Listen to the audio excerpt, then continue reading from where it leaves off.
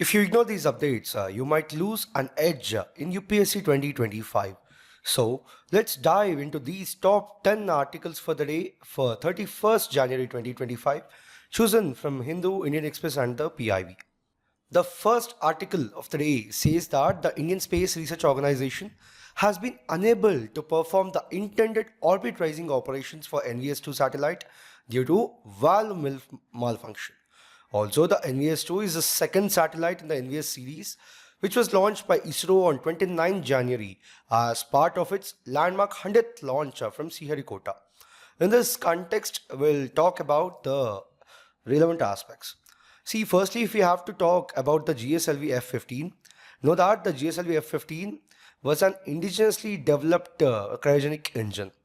Furthermore, it carries a NVS-2 satellite, which is a 2250 kg second generation navigation satellite. Also, the satellite is to be injected into a 170 by 36,577 km geostationary transfer orbit. Now, moving on to talk about NVS-2 in specifically. See, the main purpose of it is replacing the older satellites in the Indian Regional Navigation Satellite System, or the NAVIC. Talking about its features, see, the lifespan is 12 years and the atomic clocks are indigenously developed, offering greater accuracy. Furthermore, it is commonly used in the US GPS, enabling use in smaller devices like fitness trackers. Now, moving on to talk about the IRNSS. See, it is a 7 satellite system providing positioning, navigation and timing services over India, and it is within the range of 1500 kilometers of its neighborhood. Also, the first satellite IRNSS-A was launched in 2013. Now, what are the advancements with respect to it? See, there are newer satellites with better capabilities and longer mission life, and also they are increasing availability of the cell phone chipsets supporting the NAVIC data. Now, why is it significant? See, firstly, it enhances the utility of NAVIC or smaller devices and applications, and then it reinforces India's efforts to achieve self-reliance in satellite-based navigation. Now, moving on to the second article, we say that after Manipur, Assam has begun destroying the poppy plantations. So on Sunday, the police in Golpura district of Western Assam used trackers to destroy poppy plants on more than 56 acres of a sandbar in Brahmaputra. In this context, we'll talk about the opium poppy plant. See, the scientific name is Papaver somniferum, and it is a medicinal herb producing alkaloids like morphine, codeine and thebaine. Now, what are its medicinal uses?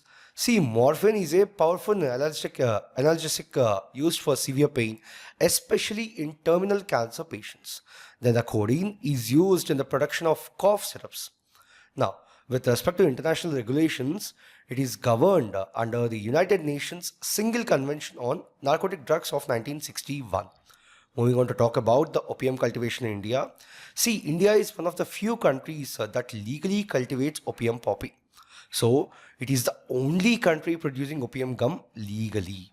And then also like only India is allowed to extract gum opium manually, where the skilled workers lance the flower bearing pod to obtain latex containing 70% of the morphine synthesized by the plant. Now, how is it regulated? See, it is governed by the Narcotic Drugs and Psychotropic Substances Act of 1985. So the central government permits and regulates the cultivation for medicinal and scientific use. Moving on to talk about the cultivation regions. See, the cultivation is permitted in UP, Rajasthan and Madhya Pradesh through licenses issued manually by the Central Bureau of Narcotics. And these are the major districts for its cultivation.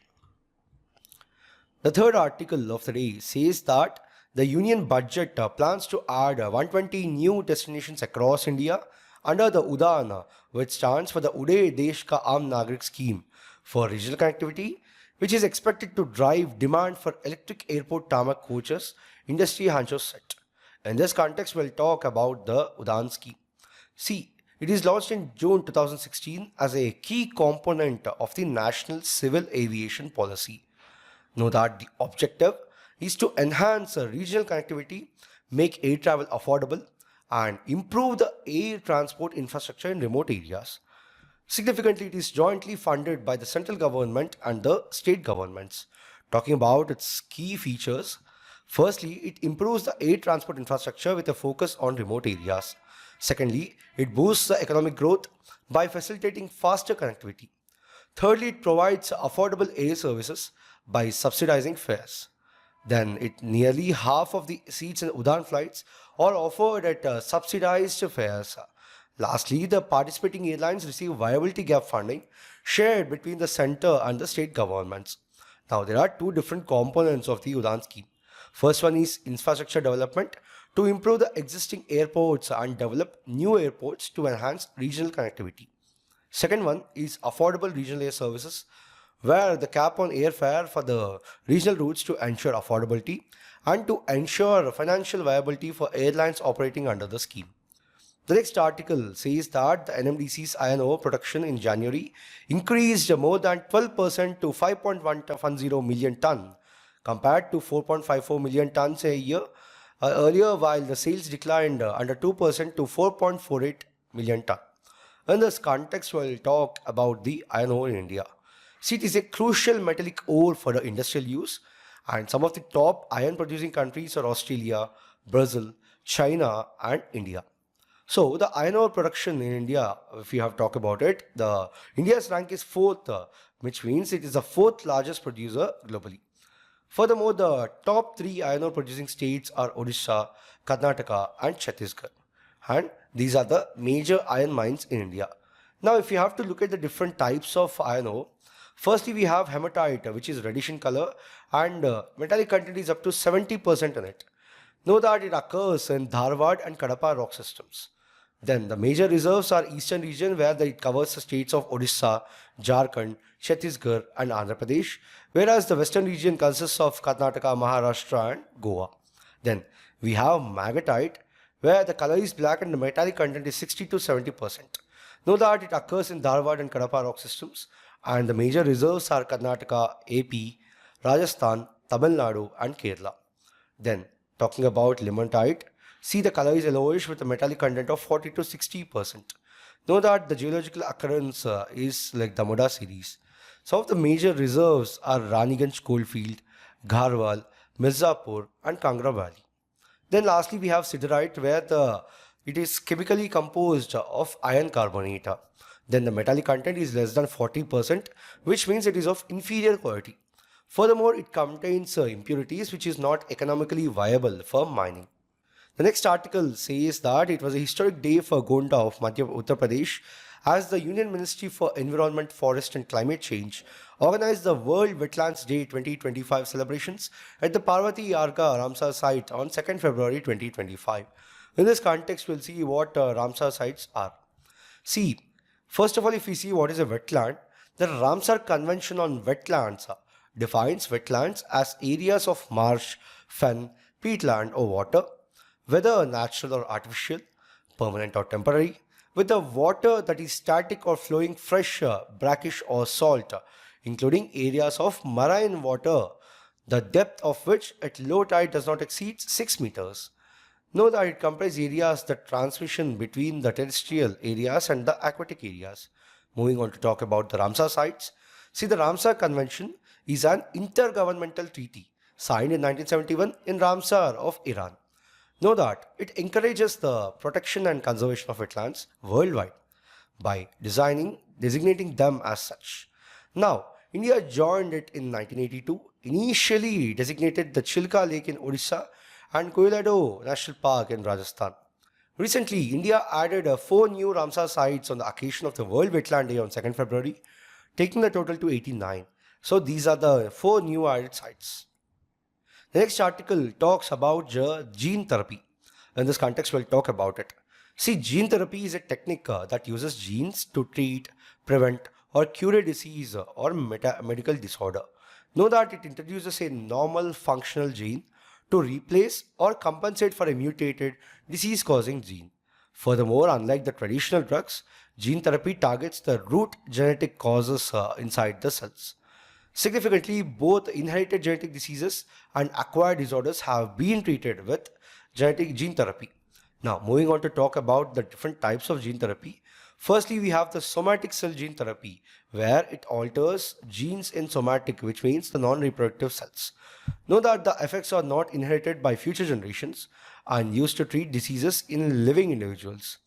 Then we have the germline gene therapy, where it alters the gene in egg or sperm cells, modifying the genome caused to offspring. Also, it is banned in most countries due to ethical and safety concerns. Know that it is based on cell source, which means the autologous cell therapy, which uses the patient's own cells, and allogenic therapy, which uses donor-derived cells. The next article says that the Defense Research and Development Organization has successfully conducted 3 successive flight trials of the very short-range air defense system from the Chandipur coast of Odisha. Know that the tests were carried out against high-speed targets flying at a very low altitude. In this context, we'll talk about it. So as I have said, it stands for Very Short Range Air Defense System, and know that it's a 4th generation type man-portable air defense system. Know that it was developed by DRDO's Research Center, Imarat of Hyderabad, in collaboration with other DRDO labs and Indian industry partners. Know that the purpose it is designed is to neutralize low-flying drones and other aerial threats.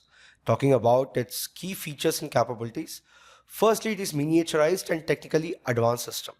Secondly, it is portable and is operated by 2 field operators. Thirdly, it includes target acquisition and missile firing sequence. Then, it can intercept low-flying targets with reduced thermal signatures, which is the thermal signature tracking. Lastly, it is usable by the Indian Army, Navy, and Air Force. The last article of the day says that the committee formed by the Maharashtra's Agriculture Department to look into over 4.14 lakh bogus crop insurance claims made by farmers across the state in 2024 to get undue gains from Pradhan Mantri Fasal Bima Yojana, has recommended stringent actions including the banning of these farmers for a period of 5 years from availing any government subsidy and raising the crop insurance premium from 1 rupee to at least 100 rupees. In this context, we will talk about the Pradhan Mantri Fasal Bima Yojana. See, launched in 2016 and is administered by the Ministry of Agriculture and Farmers Welfare. Know that it replaced 2 schemes which are the National Agriculture Insurance Scheme and Modified National Agriculture Insurance Scheme. Now, who are eligible for it? See, the farmers, sharecroppers and tenant farmers growing notified crops in notified areas are eligible. Now, there are 4 main objectives to it. Firstly, to provide insurance coverage and financial support against crop failure due to natural calamities, pests and diseases. Secondly, to stabilize farmer income, to ensure continuing in farming. Thirdly, to encourage adoption of modern agriculture practices. And lastly, to ensure credit flow to the agriculture sector. Now, this is the premium structure with respect to it. Talking about the technology usage, see, there is a crop insurance app which is very easy enrollment for farmers and quick loss reporting within the 72 hours of any crop damage. Then we have advanced technology for crop loss assessment, which includes satellite imagery, remote sensing technology, drones, and artificial intelligence and machine learning. And there is also a PMFBY portal, which is about integration of land records for streamlined intimation. So, in this video, we have discussed 8 articles in total for today. We'll be back again with another video tomorrow. Thank you.